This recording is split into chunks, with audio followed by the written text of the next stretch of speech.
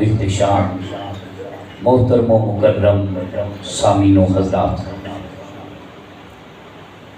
معرکہ حق و باطل، عظیم اسلامی جنگ اور فتوحات کی پہلی اینٹ جس جنگ نے رکھی، اسلامی معرکے کے حق و باطل کے ساتھ وفا ہونے کے بعد، وہ جنگ بدر ہے۔ اور 17 رمضان المبارک شریف کو سن 2 ہجری کو جو بدر کے میدان پر اسلام کے شہدائیوں نے، اسلام کے وفاداروں نے، دین برحق کے جان نثاروں نے، دین برحق کے غازیوں نے، ہمارے پیارے رسول اللہ صلی اللہ علیہ وسلم کی قیادت بے مثال کے اندر جو جان مردی کے، جو جان نثاری کے عظیم نقوش اور انگنت کامیابی کے نقش تاریخی طور پر رقم کر دیے، آج ہم اس کی یاد مبارکہ کو تازہ کرنے کے حوالے سے موجود ہیں۔ دعا ہے رب کریم جل وعلا ہم سب کی اس رمضان المبارک شریف میں بحالت روزہ اس حاضری کو شرف قبولیت عطا فرمائے، اور ہمیں اپنے نبی پاک صلی اللہ علیہ وسلم اور آپ کے غلام صحابہ کبار اہل بیت اطہار جیسی عظیم ہستیوں کی جواں مردی کی ہمیں بھی لذت عطا فرمائے۔ جنگ بدر سے پہلے کچھ منظرنامہ ہے کہ بعثت کے جب 3 سال گزرے تو نبی پاک صلی اللہ علیہ وسلم نے کوہ صفا پر، یعنی صفا کی چوٹی پر، پہاڑی پر، اپنے کچھ ماننے والوں کو بھی اور زیادہ تر نہ ماننے والوں کو، جو آپ کے دین برحق سے، آپ کی ذات طیبہ کے معجزات سے خائف ہو چکے تھے، ان لوگوں کو آواز دی۔ وہ آپ کی دعوت برحق پر تشریف تو لے آئے، حاضر تو ہو گئے، لیکن جب وہ پہنچے تو نبی پاک صلی اللہ علیہ وسلم نے ارشاد فرمایا، کوہ صفا پر چڑھ کر فرمایا، اگر میں تمہیں یہ کہوں کہ میں ایک اس بات کا اعلان کرنے والا ہوں کہ کوہ صفا کے پیچھے سے، پہاڑی کے بالکل بیک سائڈ سے ایک لشکر تم پر حملہ آور ہونے والا ہے، تو کیا تم میری اس بات کو مان لو گے؟ تو سب نے یک زبان ہو کر کہا، ہم مان لیں گے۔ اس کی وجہ یہ ہے کہ ہم جانتے ہیں آپ کردار کے سچے ہیں، اور آپ قول کا پاس رکھنے والے صادق شخص ہیں، اور امانتوں میں امینی کا کردار ادا کرنے والے امین شخص ہیں۔ اب جو کچھ بھی کہیں گے ہم مان لیں گے۔ تو رسول پاک صلی اللہ علیہ وسلم نے پھر فوراً سے ارشاد فرمایا، تم یہ جو لات و منات، عزا کی بت پرستی میں مبتلا ہو، اس سے اپنے آپ کو بیزار کر دو، اپنے آپ کو آزاد کر ڈالو، اپنے آپ کو علیحدہ تھلیحدہ کر دو، اور دین برحق کے ماننے والے شدائیوں میں شامل ہو جاؤ۔ اللہ کی توحید کا آپ نے نعرہ لگایا، آپ نے اپنی نبوت شریف کا پرچار کیا، یکا یک آپ کی یہ برحق باتیں حقدار ہونے کے باوجود بھی ان لوگوں پر گرا گزری، ان کی طبیعتوں نے، ان کے اکھڑے مزاجوں نے ان دین برحق کے اور نبی پاک صلی اللہ علیہ وسلم کے ان حق والے جملوں کو قبول نہ کیا، اور خائف ہو کر اور ضد میں اٹک کر وہ واپس نامراد ناکام ہو کر لوٹ گئے۔ جا کر طرح طرح کی چھ مگویاں کی، کہنے لگے، یہ دیکھیں اے ابو لہب، آپ کا بھتیجا کیا باتیں بتاتا ہے۔ اگر کوئی آپ کی بات کرتا، اپنے گھر کی بات کرتا، اور اپنی چاہت کی بات کرتا، اور اپنی خواہش کا اظہار کرتا، ہم اس کی خواہش کو ہر طرح سے پورا کر دیتے۔ یہ تو ایک نئے خدا کا تصور لے کر آ اترا ہے، یہ تو اپنی نبوتوں کی باتیں چھیڑ بیٹھا ہے۔ نبی پاک صلی اللہ علیہ وسلم کے حتیٰ کے جو چچا تھے ابو لہب، لعین شخص، جس کی مذمت کے بارے میں اللہ نے قرآن مجید کے اندر سورہ تبت یدا سورہ لہب نازل کی ہے، یہ شخص آیا اور کہنے لگا، اے بھتیجے، مجھے تم سے کم از کم یہ توقع نہیں تھی تم ایسی باتیں کر جاؤ گے، لیکن اگر ایسی باتیں کر رہے ہو، ایسی باتوں کا کوئی مقصد، کوئی منشا، کوئی تک نہیں بنتا، آپ ایسی باتوں سے دستبردار ہو جاؤ۔ رسول اللہ صلی اللہ علیہ وسلم نے مصلحتاً خاموشی اختیار فرمایا۔ پھر یہ ابو لہب تو ایسے تھا کہ جیسے پورے کا پورا کافروں کے پلڑے میں وزن ڈالنے والا شخص تھا۔ اس نے تمام تر رشتہ داریوں کا پاس نہ رکھتے ہوئے رسول اللہ صلی اللہ علیہ وسلم کو معاذ اللہ تنگ کرنا شروع کر دیا۔ کوئی اذیت کا موقع ایسا نہیں تھا جو اس شخص نے، لعین شخص نے ہاتھ سے جانے دیا ہو۔ کوئی ایسا موقع ہاتھ سے نہیں جانے دیا جب سرکار دو عالم صلی اللہ علیہ وسلم کے بارے میں اس نے طبیعتوں پر گراں گزرنے والے جملے نہ کسے ہوں۔ حضرت صلی اللہ علیہ وسلم بڑے پریشان حال ہوئے. آپ نے اپنے چچا جان، دوسرے چچا جان جناب ابو طالب آپ کی پناہ لی، آپ کو پکارا اور آپ سے ان کی رائے کے بارے میں اظہار خیال فرمایا. ابو طالب کہنے لگے بیٹا بات یہ ہے میں تو آپ کا پہلے بھی حمایتی ہوں، اب جب کہ آپ نے اپنی طبیعتوں کا اظہار خیال پیش کیا ہے میں تب بھی آپ کے ساتھ ہوں. پورے کعبہ شریف کی سرزمین پر، عرب کی سرزمین پر اگرچہ آپ کا کوئی لاکھوں میں سے کوئی ایک شخص بھی ساتھ نہ دے، ابو طالب پہلے بھی آپ کے ساتھ ہے. ابو طالب آپ کی جان ہے، ابو طالب آپ کا شدائی ہے، ابو طالب صرف آپ کا چچا نہیں آپ کا خون ہے. جس طرح کا من پسند چاہو گے تعاون، میں اس تعاون کے لیے حاضر ہوں. نبی پاک صلی اللہ علیہ وسلم کی جرت میں اضافہ ہوا، آپ کی تسکین، آپ کی ٹھنڈک والی طبیعت شریف کے اندر اضافہ ہوا. کریم آقا صلی اللہ علیہ وسلم نے بلند حوصلے کے ساتھ پھر کفار کو دعوت دی، دعوت طعام پیش فرمائی. ان کو کئی لوگوں کو، کئی ہزار اور سینکڑوں کی تعداد میں لوگوں کو کھانا کھلایا. اور کھانا کھلانے کے بعد دعوت اور ضیافت سے فراغت کے بعد کریم نبی علیہ التحیۃ والصلاۃ نے اپنے رب کے حکم کو پورا کیا. وہ حکم کیا تھا؟ وہ حکم پارہ نمبر 14 کی آیت ہے، آج سورہ حجر کی آیت ہے. اللہ نے ارشاد فرمایا فَاصْدَقْ بِمَا تُؤْمَرُ وَأَعْرِضْ عَنِ الْمُشْرِكِينَ. اے میرے پاک حبیب صلی اللہ علیہ وسلم اب اعلانیہ آپ تبلیغ فرمائیے، اعلانیہ حق باتوں کا، نماز کا آپ اظہار پیش فرمائیے. وَأَعْرِضْ عَنِ الْجَاهِلِينَ اور جاہلوں سے منہ پھیر کیجیے، یہ جو کچھ بھی کہتے ہیں آپ اس سے اعراض برتیے. اور دوسرا یہ کہ وَأَنذِرْ عَشِيرَتَكَ الْأَقْرَبِينَ، آپ کے جو قریب کے ہیں، خاندان نبوت کے افراد ہیں، آپ کی آل، آپ کے اطہار میں، آپ کے خون مقدسہ میں جو لوگ شامل ہیں، آپ انہیں رب کی طرف سے ڈرائیے، رب کا ڈر پیش کیجیے، رب کا خوف پیش کیجیے.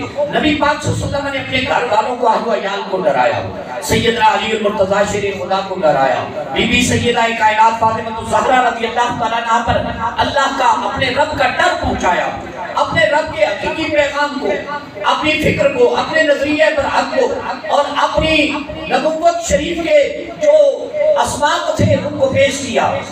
لیکن جو دوسرا پہلو تھا کہ کافروں کے سامنے آپ نے برحق اپنی اعلانیہ تبلیغ کا اظہار فرمایا اور آغاز فرمایا. آپ نے پھر مجمع کو یکا یک تبلیغ فرمائی. اب جب دوسری مرتبہ نبی پاک صلی اللہ علیہ وسلم نے تبلیغ ارشاد فرمائی تو اس میں کیا تھا؟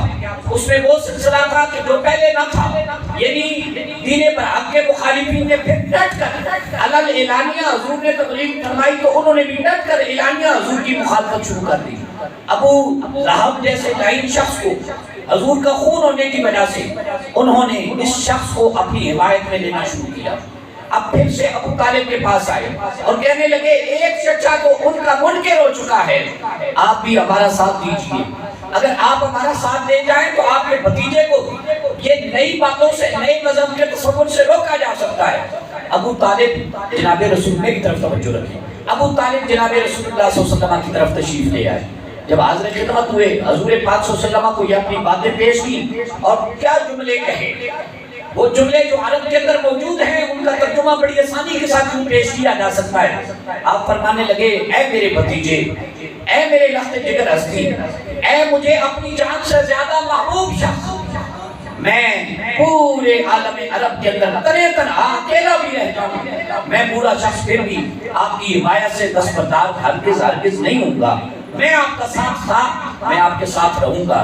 لیکن آپ تھوڑا سا غور و فکر فرمائیے کہ میں اکیلا بوڑھا شخص آپ کی حمایت میں کتنا کچھ کر سکتا ہوں، کیا کچھ کر لوں گا. تو مجھے آپ یہ یقینی طور پر میری باتوں کو سمجھیے، میری باتوں کا اثر لیجیے. انہوں نے پھر بھی حق بات سے آپ کو یا نئے مذہب کا کہنے سے آپ کی طرف کوئی ایسے جملوں کا رخ نہیں فرمایا. باوجود ان سب باتوں کے اب نبی پاک صلی اللہ علیہ وسلم کا آپ جرت دیکھیں، آپ ان کی دین برحق سے محبت دیکھیں، اللہ کے پیغام برحق کو عام کرنے کی جو صدائے حق قرآن کی شکل میں آپ کی اللہ سبحانہ و تعالیٰ کی طرف سے ڈیوٹی لگائی گئی تھی، اس عمل کو حضور کیسا پورا فرما رہے ہیں آپ اس کا اندازہ لگائیے. نبی پاک صلی اللہ علیہ وسلم نے ارشاد فرمایا چچا جان آپ کہتے ہیں میں اکیلا شخص ہوں، خدا کی قسم اگر یہ لوگ میرے سیدھے ہاتھ کے اندر سورج اور بائیں ہاتھ کے اندر چاند رکھ دیں اور یہ مجھے کہیں کہ میں اپنے اس دعوے سے دعوی برحق سے دستبردار ہو جاؤں تو خدا کی قسم، خدا عزت و جلال کی قسم، میں پھر بھی دین حق کے دعوے سے دستبردار نہیں ہوتا۔ سیدھے ہاتھ کے اندر سورج، بائیں ہاتھ کے اندر چاند، اور من مرضی کی خواہشات بھی پوری کر لیں، میں اپنے دعوی حق سے دستبردار بولے دستبردار۔ یہ ہمارے لیے بھی سبق ہے، ہمارے شعبوں کے لوگوں کے لیے سبق ہے، ہمارے شعبے کے لوگوں کے لیے سبق ہے، جو تھوڑی سی اماؤنٹ کے آنے پر، تھوڑی سی ایڈ کی آفر کچھ نہ کچھ مسئلہ بتا دیتے ہیں، کبھی ادھر پھسل جاتے ہیں، کبھی ادھر بہک جاتے ہیں، کبھی خود گمراہ ہو جاتے ہیں معاذ اللہ، کبھی لوگوں کو اپنے فتاوی جات سے گمراہ کرنے کی کوشش کرتے ہیں۔ یہ ہم سب کے لیے مشعل راہ ہے، منبع نور ہے، منبع اتباع ہے حضور کا یہ فرمان مبارک۔ آپ نے فرمایا جو کچھ مرضی کر لیں۔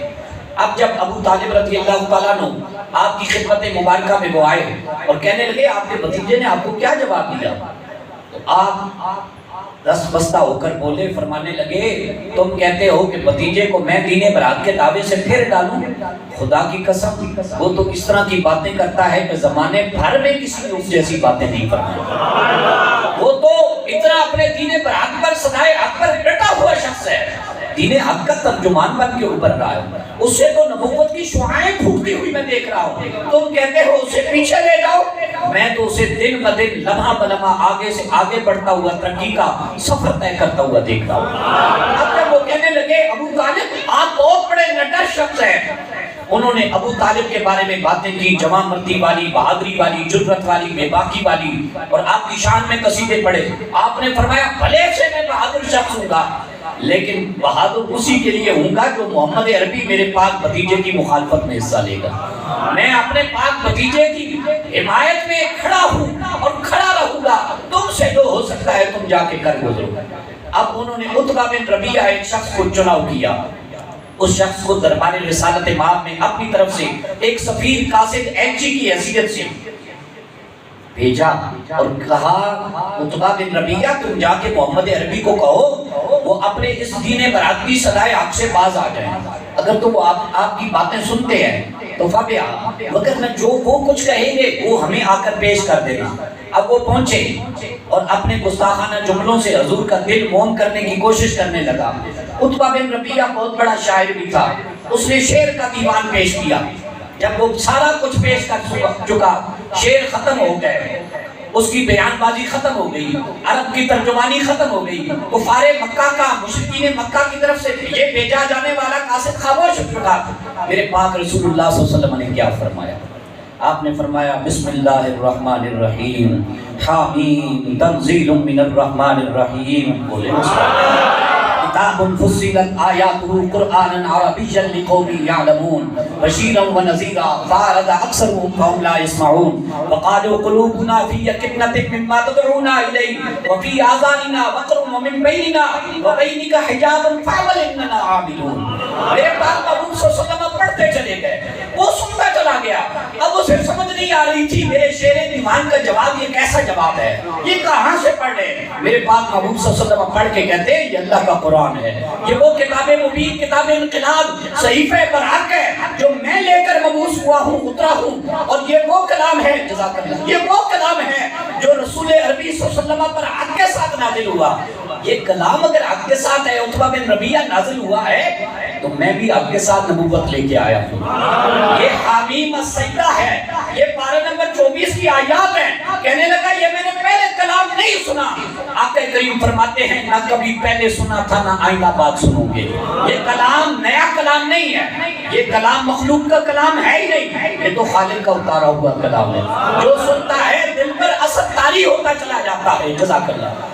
اب وہ واپس پلٹا، اب وہ اپنے شانوں پر، اپنے ہاتھوں پر منہ کو لٹکائے ہوئے گیا، خاموشی سے جا کے کفار اس انتظار میں مجلس سجائے بیٹھے ہیں، میٹنگ سجائے بیٹھے ہیں، عتبہ بن ربیعہ آئے گا اور کوئی نئی بات کرے گا اور سرکار کے دل کو نرم کر کے آئے گا اور اس کے شعری مجموعے شعری دیوان کا کچھ اثر ہوگا، لیکن وہ جب گیا خاموشی کے ساتھ بیٹھ گیا، جزاک اللہ، خاموشی کے ساتھ بیٹھ گیا، تو اسے انہوں نے خود ہی جھنجھوڑنا شروع کر دیا۔ اوے عتبہ، اوے کفار عرب کے سردار، اوے مشرکین مکہ کے لاڈلے، اوے ربیعہ کے صاحبزادے جوان مردیاں دکھانے والے، اوے بتا تو صحیح محمد عربی کی بارگاہ میں گیا تھا، انہوں نے کوئی آپ کا جملہ قبول کیا؟ کوئی آپ کی بات سنی؟ انہوں نے آگے سے کیا جواب دیا؟ کہنے لگا مجھ سے یہ ساری باتیں اپنے پاس رکھو، مجھ سے بس اتنا پوچھو کہ اس نے آپ کو سنایا کیا ہے۔ جو کچھ اس ہستی نے سنایا ہے مجھے جو کچھ اس نے سنا دیا ہے، نہ میں نے ان کے کسی غلام کی زبان سے سنا ہے، نہ مکے کے شاعر کی زبان سے سنا ہے، نہ عرب کے کسی مجنوں کی زبان سے سنا ہے۔ نہ جانے وہ کہاں سے پڑھتا ہے، نہ جانے وہ کیا پڑھتا ہے، نہ جانے وہ کتنا کچھ پڑھ دیتا ہے۔ اس نے پڑھا ہے، میں تو ابھی تک اس پڑھے جانے والے کلام کے سحر میں مبتلا ہوں، مجھے سمجھ نہیں آتی۔ وہ کہنے لگے عتبہ بن ربیعہ، کافروں کے سردار تجھ پر بھی اس کلام نے اثر کر دیا ہے۔ فرمایا صرف کلام نے نہیں، اس شخصیت نے بھی اثر کر دیا۔ اب انہوں نے اور طرح کے لوگوں کو جھنجھوڑنا شروع کیا، مختلف طرح کے حربے ازمائے۔ 2 سال تک یہ پوری ہسٹری ہے ہماری، ہم سیرت رسول عربی کی کتاب پڑھیں پوری ہسٹری موجود ہے، سیاست پڑھیں پوری ہسٹری موجود ہے، سیرت ابن حشام پڑھیں بہت بڑی ہسٹری موجود ہے۔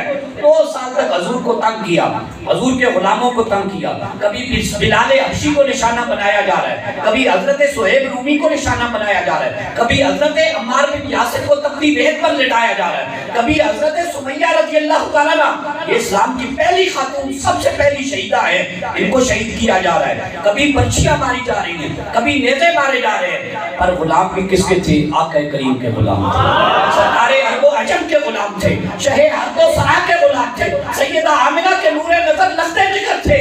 ان کے غلام حضور کی طرح اسلام پر ڈٹ کر کھڑے ہونے والے، اسلام پر کٹ مرنے کے لیے تیار تھے۔ وہ کسی نے کہا نا نماز اچھی، روزہ اچھا، حج اچھا، زکات اچھی، مگر میں باوجود اسے مسلمان ہو نہیں سکتا، نہ جب تک کٹ مروں شہ بطحا کی عزت پر خدا شاہد ہے کامل میرا ایمان ہو نہیں سکتا۔ انہیں پتا تھا نماز حضور کے پیچھے ہی پڑھتے ہیں، حضور کے کہنے پر حج کریں گے، زکات دیتے ہیں، آمنہ کے لال کے فرمان اور حکم پر زکات دیتے ہیں۔ انہیں پتا تھا سارے فرائض اپنی جگہ پہ ہیں، جزاک اللہ، لیکن یہ جو فرض ہے حضور کی ذات پر اور اسلام کی محبت پر مردانہ وار قربان ہونے والا، یہ کام ہر ایک کے لیے آسان نہیں ہے۔ یہ کر سکتے ہیں تو حضور پر تن من دھن ڈالنے والے ہی کر سکتے ہیں۔ یہ کوئی آگے بڑھ سکتا ہے تو حضور کا صحابی ہی بڑھ سکتا ہے، یہ کوئی بڑھ سکتا ہے تو حضرت علی المرتضیٰ جیسا بہادر جرنی نڈر شخصی کر سکتا ہے۔ جب انہوں نے دیکھا حضور پاک صلی اللہ علیہ وسلم سینے حرم میں سجدے فرما رہے ہیں، ایک مرتبہ تو انہوں نے کیا کیا، ایک شخص کا پھر انتخاب کیا، عتبہ بن ربیعہ تو فیل ہو گیا، اب عقبہ بن ابی معیط کا انتخاب کیا اور کہنے لگے اپنی چادر لو اور چادر کو رسی کی طرح لپیٹنا شروع کر دو، جیسا کہ جزاک اللہ، جیسا کہ آج بھی کئی بچے کھیل کود کے اندر چادر کو لیتے ہیں، پھر اس کو مروڑا دیتے ہیں، اس کو لپیٹ والی کنڈیاں ڈالتے ہیں اور پھر اس کو رسی کی شکل بنا کے گلے کے اندر ڈالتے ہیں۔ یہ انہوں نے رسول پاک صلی اللہ علیہ وسلم کے ساتھ گستاخی والا معاملہ کیا۔ حضور جب سجدے میں گئے تو عقبہ بن ابی معیط نے اللہ معاف کرے، مجھے معاف کرے، آپ کو بھی معاف کرے، یہ باتیں سمجھنے کے لیے بتائی جا رہی ہیں، مگر نہ ہمارا عشق اور محبت رسول گوارا کر ہی نہیں سکتی ہم یہ زخم تازے کریں۔ لیکن اس نے جب رسی کو اس اپنی بنائی گئی رسی والی شکل کو چادر کو جب کھینچنا کسنا شروع کیا، حضور پاک صلی اللہ علیہ وسلم کے گلے مبارکہ میں ورم پڑ گئے، آپ کا خون مبارکہ رک گیا، لیکن آپ پھر عین نماز میں جو سب سے محبوب جگہ ہے سجدے والی، آپ اس میں چلے گئے، اپنے رب کی تسبیحاں پڑھ رہے ہیں۔ غلاموں ہم تو نماز کارپٹوں پر، کلینوں پر، ایسیوں کے ماحول میں بھی نہیں پڑھ سکتے، ہم تو کہتے ہیں ہم نے اپنے کنبے قبیلے کا پیٹ پالنا ہے، مگر جو میرے پاک محبوب صلی اللہ علیہ وسلم نے نماز ادا فرمائی، اللہ اکبر کبیرہ، دل خون کے آنسو روتا ہے، میرے پاک محبوب صلی اللہ علیہ وسلم نے سجدے کو لمبا کیا، آقا کریم صلی اللہ علیہ وسلم نے فرمایا سبحان ربی اللہ اعلیٰ، سبحان ربی اللہ اعلیٰ، سبحان ربی اللہ اعلیٰ، اے عالی ذات تجھے ہی اب اس مشکل گھڑی میں مدد کے لیے پکار رہا ہوں۔ اتنے میں کیا ہوا، آقا کریم صلی اللہ علیہ وسلم کے مجاہد آ گئے، صحابہ آ گئے، انہوں نے عقبہ بن ابی معیط کو دھکا دیا۔ پھر حضور پاک صلی اللہ علیہ وسلم ایک اور مواقع پر، یہ نبوت بعثت مبارکہ کے دوسرے سال سے لے کر 5ویں سال تک مسلسل جنگ بدر ہونے سے پہلے یہ سارے معاملے جاری رہے۔ حضور پاک صلی اللہ علیہ وسلم پھر نماز پڑھ رہے ہیں، حرم شریف بیت اللہ کے سائے میں ہیں، ابو جہل جیسا لعین شخص عام وارد ہوتا ہے اور کہتا ہے اے علاقے والو، فلاں کوڑا کرکٹ کے ڈھیر پر ایک اونٹ کی اوجری پڑی ہوگی، جو اونٹ ابھی تازہ فلاں علاقے والوں نے، قبائل والوں نے ذبح کیا تھا، ایک شخص کو بھیجتے ہیں، وہ گندی قسم کی اوجری غلاظت والی وہ لے کے آتا ہے۔ نبی پاک صلی اللہ علیہ وسلم سجدے میں جاتے ہیں، اپنے رب کو راضی بنانے کی کوشش کرتے ہیں، وہ حضور پاک صلی اللہ علیہ وسلم کی پشت انور پر وہ معاذ اللہ اوجری غلاظت والی وہ رکھ دیتے ہیں۔ اب اس معاملے کے اندر جو آگے آئی، مجاہد نہیں آگے آیا، حضور کا صحابی وہ آگے نہیں آیا، وہ بھی آ سکتے تھے، وہ تو ان مواقع کے انتظار میں ہوتے تھے کب حضور کی ڈیوٹی پوری کریں، حضور کی خدمت کا فریضہ سر انجام دیں۔ لیکن اس وقت حضرت امام حسین کی والدہ محترمہ سیدہ امام حسن مجتبیٰ کریم کی کریم والدہ آئیں، حضور کی لخت جگر آئیں، اور آپ نے ان اشخاص کو دور کرتے ہوئے اپنے بابا جان، اپنے ابا جان، اپنے ابا کریم، نبیوں کے سردار ہستی کی کمر مبارکہ سے وہ لادی گئی اوجری ہٹائی۔ پھر یہ تنگ دستی کے، تنگ و تکالیف کے، اذیتوں کے یہ شرمناک حملے جاری رہے، 1 سال تک یہ حملے جاری رہے۔ پھر رسول پاک صلی اللہ علیہ وسلم کی بارگاہ میں ایک شخص کو بھیجا گیا، ان کو کہیں ان کی ڈیمانڈز پوچھیں، ان کو کہیں اگر یہ تخت و تاج چاہتے ہیں ہم ان کے حوالے کر دیتے ہیں، اگر یہ حسن پرست ہیں، کسی حسین و جمیل قبیلے کی لڑکی سے شادی کرنا چاہتے ہیں ہم ان کا رشتہ کروا دیتے ہیں، اللہ معاف کرے اگر یہ مجنون یا پاگل ہیں اور ان کا ذہن اپنی حالت پر نہیں رہا ہم ان کا علاج کروا دیتے ہیں، اگر یہ مال و زر چاہتے ہیں ہم ساری مال کی منڈیوں کے ڈھیر لگا دیتے ہیں، ان سے پوچھ کے آئیں یہ چاہتے کیا ہیں۔ آقا کریم صلی اللہ علیہ وسلم نے ساری خواہشات کو، پیشکش کو سنا، اور آپ نے فرمایا میں بس اپنے رب کو اکیلا منوانا چاہتا ہوں، میں رب کی توحید کا پیغام برحق لے کے آیا ہوں، میں صدائے نبوت برحق لے کے آیا ہوں، میں چاہتا ہوں جو کلام عرب میں نہیں آیا پہلے، مجھ سے پہلے اس کلام کو مانا جائے۔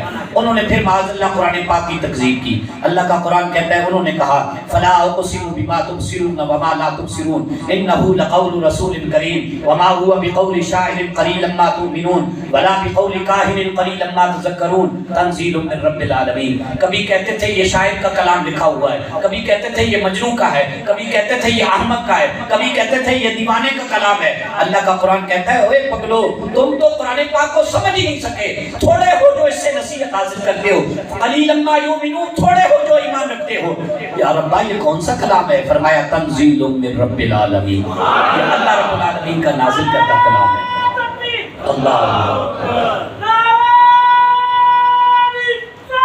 یا رسول اللہ یا نبی یا نبی یا نبی یا نبی۔ جب انہوں نے دیکھا، انہوں نے حضرت امیر حمزہ جو اس وقت مسلمان نہیں تھے ہوئے ان کا سہارا لیا، بندے بڑے بھیجے، میں تو بڑا مختصر کر رہا ہوں، انہوں نے 2 درجن سے زائد بندے بھیجے، مختلف قسم کی ڈیمانڈز رکھ کر بھیجی۔ میرے آقا کریم صلی اللہ علیہ وسلم تھے، اللہ کے نبی تھے، استقامت کا کوہ گراں تھے، بہت بڑے پہاڑ تھے، آپ ذرا بھر بھی ان کی باتیں سننے کے لیے آمادہ نہ ہوئے۔ امیر حمزہ کو کہنے لگے سنا ہے تجھ سے بھتیجا بڑا پیار کرتا ہے، تو جا کے جو بولی بولے گا وہ حق کو چھوڑ دے گا، وہ تیری باتوں کو سنے گا۔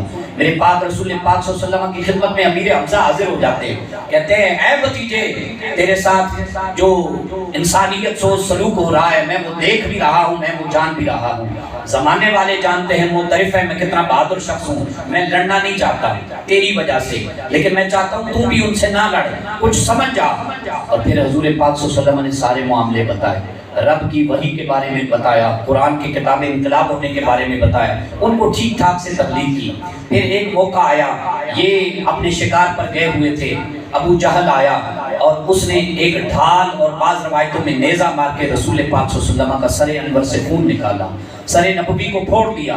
حضرت امیر حمزہ جو اس وقت مسلمان بھی نہیں تھے ہوئے، ان کو خبر ملی، آئے اور اس لائن شخص کو کئی برچیاں ماری، کئی نیزے مارے، ابو جہل سے بدلہ لیا، اور رسول پاک صلی اللہ علیہ وسلم کی خدمت مبارکہ میں ابو جہل کے رخصت ہونے کے بعد فرمانے لگے بھتیجے جان اب خوش ہو گیا نا، میں نے تیرا بدلہ لیا ہے، انہوں نے آپ کے سر انور کو زخمی کیا ہے، میں نے کئی برچیاں ماری ہیں، کئی نیزے مارے ہیں، اب خوش ہونا۔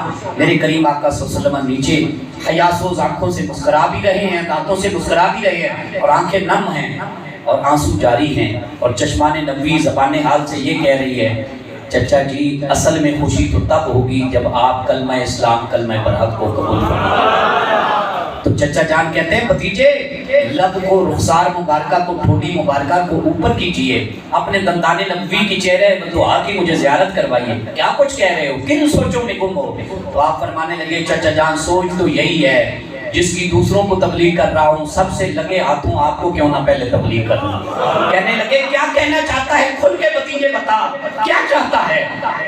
چچا جان میں چاہتا ہوں آپ بھی توحید پرستوں میں شامل ہو جاؤ، آپ بھی نبوت کے ماننے والوں میں شامل ہو جاؤ۔ چچا جان نے بس یہ الفاظ بھتیجے کے سنے۔ آج بھی بڑے بڑے چچا جان دیکھو گے، بڑے بڑے بھتیجوں کے رشتوں میں پروئے ہوئے لوگوں کو دیکھو گے، چچا جان نے حضور کے گھٹنے مبارکہ پر دونوں ہاتھ رکھے اور کہا آپ کی دہلیز پر آنا میرا کام تھا، جو کچھ پڑھا سکتے ہیں پڑھانا آپ کا کام ہے۔ اور میں شہادت پڑھا اشہد ان لا الہ الا اللہ جزاک اللہ واشہد ان محمد رسول اللہ پڑھا، مسلمان ہو گئے۔ اب انہوں نے دیکھا امیر حمزہ رضی اللہ تعالیٰ عنہ کیا پیغام لے کر آ رہے ہیں، کہنے لگے کوئی بھتیجے کو سمجھانے سجانے والی بات آگے منزل مقصود تک پہنچی بھی ہے یا نہیں؟ کہا بات کیا منزل مقصود تک پہنچنی ہے، خود بخود چچا امیر حمزہ منزل مقصود تک پہنچ گیا۔ کہا بھتیجا مان گیا ہے نا، خوشی والے شادیانے والے چہرے لے کر کہنے لگے بھتیجا مان گیا ہے نا؟ کہا بھتیجا مان گیا یا نہیں مان گیا؟ بھتیجا خود مانا ہے امیر حمزہ کو اسلام کی دولت سے مشرف یاب کرنے کے لیے، اور بھتیجے کا رب بھی مان گیا ہے، اللہ کے دین برحق کے شدائیوں میں امیر حمزہ کا نام لکھ دیا گیا۔ اب انہوں نے کہا کسی اس سے بھی بہادر شخص کا انتخاب کیا جائے، فاروق اعظم کا انتخاب ہوتا ہے۔ کہتے ہیں اوے خطاب کے بیٹے ادھر آ، آج ہم آپ کی ڈیوٹی لگانے لگے ہیں، تجھ سے جنگی بہادر شخص ہم نے بڑھ کر نہیں دیکھا، ہمیں بس محمد عربی کا معاذ اللہ ثم معاذ اللہ، ہمیں سر چاہیے، ہمیں ان کا قتل چاہیے، ہمیں ان کی گردن چاہیے۔ فاروق اعظم بھی اس وقت باطلانہ سرمستی سے کے نشے میں سرچور تھے، کہنے لگے یہ تو کوئی بڑا کام ہے ہی نہیں، میری ڈیوٹی لگاؤ، مجھے ننگی تلوار چاہیے۔ انہوں نے سب سے دو دھاری تلوار ننگی تلوار فاروق اعظم کے حوالے کی، جا رہے ہیں حضور کا سر لینے کے لیے، لیکن جن کا سر لینے جا رہے تھے انہی کے قدموں میں سر دے بیٹھے۔ ابھی جا رہے ہیں، پوری منزل طے نہیں ہوئی، رستے میں صحابی رسول ملتے ہیں، کہتے ہیں اوے خطاب کے بیٹے کہاں جا رہے ہو؟ بڑے خطرناک ارادے سے غصیلے لہجے میں لگتے ہو۔ کہا تم پیچھے ہٹ جاؤ، تمہیں نہیں پتا میں آج نئے ارادے لے کر جا رہا ہوں۔ کہا ان ارادوں کو چھوڑ پیچھے، اس ارادے کی خبر لے جو ارادہ تیری بہن اور تیرے بہنوئی بنا چکے ہیں۔ وہ کیا ارادہ ہے؟ کہا جاؤ گھر میں جاؤ گے تو پالو گے اس ارادے کو، اس خبر کو۔ گھر میں گئے، قرآن پاک کی آیات کی تلاوت سنی۔ اب پتہ نہیں تھا یہ کیا ہے، یہ شعری دیوان ہے، یہ کوئی دیوانہ وار کوئی کلام ہے، کوئی مجموعہ ہے شعر و شاعری کا ہے کیا؟ تو وہ چھپ گئے، بہن بھی چھپ گئی، بہنوئی بھی چھپ گئے، ٹیچر صاحب جو پڑھانے کے لیے حضور کے صحابہ میں سے آئے تھے وہ بھی ایک طرف ہو گئے۔ اب یہ تشدد کرنے لگے اپنی بہن پر، بہنوئی چھڑانے کے لیے آئے ان کو بھی تشدد کا نشانہ بنایا، اور کہنے لگے جب تک اس کلام اللہ کو چھوڑو گے نہیں میں بھی تمہیں نہیں چھوڑوں گا۔ وہ فرمانے لگے بہنوئی اور بہن صاحبہ، کہنے لگے خدا کی قسم جان جاتی ہے تو چلی جائے، محمد عربی کا کلام نہیں جا سکتا۔ کہا یہ کون سا محمد عربی کا کلام ہے؟ کہا اللہ برحق ذات نے ان کو وہ عطا کیا ہے، وہ منزل من اللہ کلام ہے۔ کہا ہمیں سناؤ، کہا ایسے نہیں سنا سکتے، پاکیزہ طہارت حالت میں آؤ۔ ان کو طہارت کروائی گئی، اور جب غسل کر کے پاکیزہ طہارت والے بن کے نئے عمر بن خطاب بن کے بیٹھے، پھر اللہ کا کلام پڑھا۔ قاری صاحب کو بلایا گیا، انہوں نے خوبصورت آواز میں پڑھا طٰہٰ ما انزلنا علیک القرآن لتشقیٰ الا تذکرۃ لمن یخشیٰ تنزیلا ممن خلق الارض والسماوات العلیٰ الرحمن علی العرش استویٰ لہ ما فی السماوات وما فی الارض وما بینہما وما تحت الثریٰ وان تجہر بالقول فإنه يعلم السر وأخفى الله لا إله إلا هو له الأسماء الحسنى۔ بعد حدیث موسیٰ پڑھتے چلے گئے، عمر بن خطاب کے دل کی دنیا بدلتی چلی گئی۔ وہ جو حضور کا سر لینے آئے تھے، انقلاب دل میں مچلنے لگا، صحیفہ انقلابی نے اپنا اثر دکھا دیا۔ فوراً سے کہتے ہیں مجھے کچھ سمجھ نہیں آ رہی، بس مجھے ایک بارگاہ میں حاضری چاہیے، وہ بارگاہ رسول عربی کی بارگاہ۔ آپ کسی کے حجرے شریف میں تشریف فرما تھے، عمر ابن خطاب کے بارے میں حضور پر پہرا دینے والے، ڈیوٹیاں نبھانے والے اندر جا کے اطلاع کرتے ہیں خطاب کا بیٹا عمر آیا ہے۔ آپ فرماتے ہیں اگر خیر کے ارادے سے آیا ہے اور اس سے پہلے حضور دعا مانگ چکے تھے، اے اللہ مجھے یا عمر بن حشام یعنی ابو جہل عطا کر دے یا عمر ابن خطاب عطا کر دے، اسلام کو قوت عطا کر دے۔ الحمدللہ یہ حضور کے دولت خانے پر حاضر ہوئے، حضور کے قدمین شریفین کو بوسہ دیا، اور آپ کی خدمت بابرکت میں حاضر ہو کر کلمہ رسول عربی پڑھ کر دین برات کی شدائی کرتے۔ اللہ اکبر، یا رسول اللہ۔ زندہ اب جب دیکھا امیر حمزہ بھی انہی کے، عمر فاروق بھی انہی کے، اس سے پہلے بلال حبشی بھی انہی کے، صہیب رومی بھی انہی کے، عمار بن یاسر بھی انہی کے، حضرت سمیہ بھی انہی کی، یہ تو شہادت سے پیچھے ہٹنے کا نام نہیں لیتے۔ کہنے لگے ان پر یکبارگی کے ساتھ حملہ کر دینا چاہیے۔ لشکر تیار کیا، جنگی معاملات طے کیے، 1000 کا لشکر تیار ہوا۔ یہ بدر 80 میل کے فاصلے پر ہے مدینہ شریف میں۔ یہ کنویں میں گرا ہوا علاقہ تھا، چھوٹے چھوٹے ٹائپ کے کنویں تھے۔ انہوں نے کہا بدر میں پڑاؤ کر ڈالو، اور جب رسول عربی کسی سفر کے لیے روانہ ہونے لگے اچانک سے یکبارگی کے ساتھ حملہ کر دو۔ حضور پاک صلی اللہ علیہ وسلم بھی اللہ پاک کے غیب دان نبی ہیں، اور میرے رب کا قرآن بولتا ہے، اللہ کا قرآن کہتا ہے وما هو علی الغیب بضنین وما هو بقول شیطان الرجیم، اور کئی اور مقامات پہ اللہ نے حضور کے علم غیب کی دلیلیں بیان کی قرآن مقدس کے اندر۔ اللہ کا قرآن کہتا ہے یا رسول اللہ جو اللہ نے آپ کو علم غیب عطا فرما دیا، آپ بتانے میں بھی بخل سے کام نہیں لیتے۔ ادھر سے علم غیب آیا، رسول پاک صلی اللہ علیہ وسلم کو خبر ہوئی اللہ کی عطا سے۔ کس کی عطا سے؟ ہم یہ نہیں کہتے حضور اپنے پاس سے سب کچھ جانتے ہیں، یہ عقیدہ بھی شرکی عقیدہ ہے۔ حضور اللہ کی عطا سے سب کچھ جانتے ہیں، حضور جانتے بھی سب کچھ ہیں، اور اپنے مولا مالک اور اپنے ماوا ملجا خدا کی عطا سے سب کچھ جانتے ہیں۔ حضور نے صحابہ کو خبر دی، یا رسول اللہ آپ کو کیسے خبر ہے؟ آپ مسکرائے، فرمایا جو آمنہ کا لال کہتا ہے سچ کہتا ہے، جو اس کی زبان سے نکلتا ہے آپ کے سوا کچھ نہیں نکلتا۔ آپ نے پھر تیاری پکڑی، بدر کا مارکا ابھی شروع ہونے لگا۔ وہ کہنے لگے، ریجز پڑھنے لگے جو اکثر میدان میں مباہلے کے طور پر کسی کو پکارنے کے لیے پڑھا جاتا ہے، کہنے لگے نکالو کسی شخص کو۔ حضرت حذیفہ کہتے ہیں یا رسول اللہ مجھے اجازت دیں، حضرت عبداللہ ابن رواحہ کہتے ہیں حضور مجھے اجازت دیں، دیگر انصار صحابہ کہتے ہیں حضور ہمیں اجازت دیں۔ فرمایا نہیں، ادھر سے دیکھ لے تو کون نکلتا ہے۔ عتبہ نکلا، شیبہ نکلا، اور عتبہ کا بیٹا ولید بن مغیرہ نکلا۔ کہنے لگے لاؤ ہمارے مقابلے میں، اور کسی انصار کو نہ بھیجنا۔ وہ انصار کو کھیتی باڑی والا معاذ اللہ کانے کے طور پر کہتے تھے، ان کا زمیندارے والا کام ہوتے تھا۔ کہنے لگے کسی کسان کے بچے کو نہ بھیجنا۔ آقا کریم صلی اللہ علیہ وسلم کی نگاہ مصطفیٰ نگاہ مرتضیٰ پر پڑی، حیدر کرار کا انتخاب کیا، شیر خدا کا انتخاب کیا، اسد اللہ الغالب کا انتخاب کیا، اپنے ہونے والے داماد کا انتخاب کیا، اور فرمایا علی کفر پکار رہا ہے، مصطفیٰ کی نگاہ مرتضیٰ پر چہرہ مرتضوی پر جمی ہوئی ہے، کیا خیال ہے؟ یا رسول اللہ حکم تو دے، اجازت تو دے۔ دیکھیں علی اپنی شجاعت کے کارنامے دکھاتا کیسے۔ ادھر سے آپ نے اپنے چچا جان کو پکارا، اے امیر حمزہ تم بتاؤ کیا ارادہ ہے؟ تم نے جس رسول عربی کا کلمہ پڑھا ہے اور جس دین برحق کے دائی بنے ہو، شدائی بنے ہو، آج اس پر شیدا ہونے کا وقت ہوا چاہتا ہے۔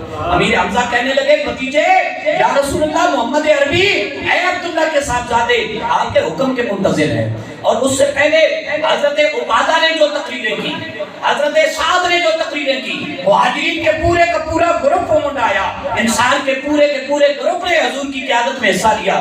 کہنے لگے حضور ہم ان میں سے نہیں جو قوم موسیٰ کی طرح کہیں فَذْهَبْ أَنْتَ وَرَبُّكَ، یہ پارہ نمبر 6 سورہ مائدہ میں آج فرمان موجود ہے، فَذْهَبْ أَنْتَ وَرَبُّكَ فَقَاتِلَا إِنَّا هَاهُنَا قَاعِدُونَ۔ جب موسیٰ کلیم نے قوم بنی اسرائیل کو پیچھے ساتھ لیتے ہوئے پکارا نا، اللہ کے راستے میں لڑنا ہے، قوموں سے مقابلہ کرنا ہے، حق پر پہرا دینا ہے، تو انہوں نے کہا فَذْهَبْ جائیے آپ لڑیے جا کے، اور بھائی تم کہاں ہو؟ انتا وربک فقاتلا انا ہاہنا قاعدون، کہتے نہیں آپ کا رب جا کے لڑے معاذ اللہ، آپ جا کے لڑے نبی ہو کر، ہم تو یہاں بیٹھنے کے لیے آتے ہیں۔ تو جو سعد اور حضرت دیگر مقداد رضی اللہ تعالیٰ نے مہاجرین کی قیادت کرتے ہوئے جو الفاظ کہے ان کا مطلب کیا تھا؟ کہنے لگے یا رسول اللہ ہم قوم موسیٰ والے تو نہیں، ہم تو قوم محمدی والے ہیں۔ قوم موسیٰ کی توہین نہیں کی، حضرت موسیٰ علیہ السلام کی توہین نہیں کی، لیکن قوم بنی اسرائیل جس کا ماجرا قرآن مجید میں موجود ہے اس کی حقیقت پسندانہ عکاسی کی، ہم وہ والے نہیں۔ آپ خدا کی قسم پیچھے رہیں گے، ہمیں گھوڑوں سمیت سمندروں میں بھی کودنے کا حکم دیں گے، ہم حکم کی پاسداری کریں گے۔ اور رسول عربی صلی اللہ علیہ وسلم کا جذبہ جوان ہوا، اور پھر نبوت کی برکت، اور پھر کتاب اللہ کی طاقت کا خزانہ، اور پھر نبی پاک صلی اللہ علیہ وسلم کی سیرت و صورت میں یکساں مجاہد انسان آقا کریم صلی اللہ علیہ وسلم نے بدر میں پڑاؤ کیا۔ ادھر سے پھر آپ نے ڈیرہ جمایا، خیمہ زن ہوئے، اللہ کے حضور سجدہ ریزی کی، اور کیا فرمایا یا اللہ اگر اس مٹھی پر 313 یا 317 کی تعداد رکھنے والی قوم کو تو نے فتح یاب نہ کیا، تو مجھے خدشہ ہے کوئی نام لینے والا نہ بچے۔ اے اللہ اس قوم کی نصرت فرما، اپنے نبی کے صدقے اس کی مدد فرما۔ اللہ نے پھر مدد کی اور اسی کا ذکر جو میں نے ابتدائی خطبے میں آیات پڑھی، اللہ سبحانہ وتعالیٰ نے فرمایا وَلَقَدْ نَصَرَكُمُ اللَّهُ، ہم نے تو ان اللہ کے مجاہدین کی مدد کی ہے بدر کے میدان میں۔ وَأَنْتُمْ أَذِلَّةٌ، اور پوزیشن کیا تھی؟ ساز و سامان بھی کوئی پلے نہیں تھا، بے سر و سامانی کی حالت میں۔ فَاتَّقُوا اللَّهَ، تو اللہ سے آئندہ آنے والے لوگوں تم بھی ڈرتے رہا کرو، لَعَلَّكُمْ تَشْكُرُونَ، تاکہ شکر گزار بن جاؤ۔ اِذْ تَقُولُ لِلْمُؤْمِنِينَ أَلَنْ يَكْفِيَكُمْ، ہم تو گفتگو کر رہے تھے، اللہ فرماتا ہے ہم تو بدر کے میدان میں مجاہدین سے خود گفتگو فرما رہے تھے۔ واہ مجاہدین، تمہاری کتنی شانیں ہیں، تمہاری کتنی طاقت ہے، تمہاری کتنی سعادت مندی ہے۔ اللہ بدر کے میدان میں اللہ کی جنگ لڑتے ہوئے خود خدا ہو کے تم سے باتیں فرما رہا ہے۔ کیا فرما رہا ہے؟ أَلَنْ يَكْفِيَكُمْ أَن يُمِدَّكُمْ رَبُّكُمْ بِثَلَاثَةِ آلَافٍ مِّنَ الْمَلَائِكَةِ مُنزَلِينَ، میرے صحابہ کافی نہیں، تم بھی لڑو حضور کے غلام بن کے، اور تعداد پہ نہ جانا، طاقت کے نشے پہ نہ جانا کہ 313 ہیں۔ خدا کی قسم اللہ نے تمہارے ساتھ 3000 فرشتوں کی فوج بھی ملا دی۔ وَلَا إِن تَصْبِرُوا وَتَتَّقُوا وَيَأْتُوكُم مِّن فَوْرِهِمْ هَٰذَا يُمْدِدْكُمْ رَبُّكُم بِخَمْسَةِ آلَافٍ مِّنَ الْمَلَائِكَةِ مُسَوِّمِينَ۔ وہ پہلے سے کہہ رہے تھے کفار کے بڑے بڑے سردار، ہم یہ سوچتے ہیں تلوار اٹھتی ہے، نیزہ لگتا نہیں، اچھی چبھتی نہیں، اور پہلے سے ہم ڈھیر ہو جاتے ہیں، ہم سورماؤں کی طرح ڈھیر ہونے والے نہ تھے، یہ کیا وجہ ہے؟ اللہ کا قرآن بولتا ہے یہ فرشتوں کی طاقت ہے، یہ نوری طاقت ہے، یہ زمینی طاقت نہیں، یہ فضائی فوج بھی نہیں، یہ تو نوری طاقت ہے۔ اللہ نے پھر 5000 فرشتوں کا لشکر اور بھیجا۔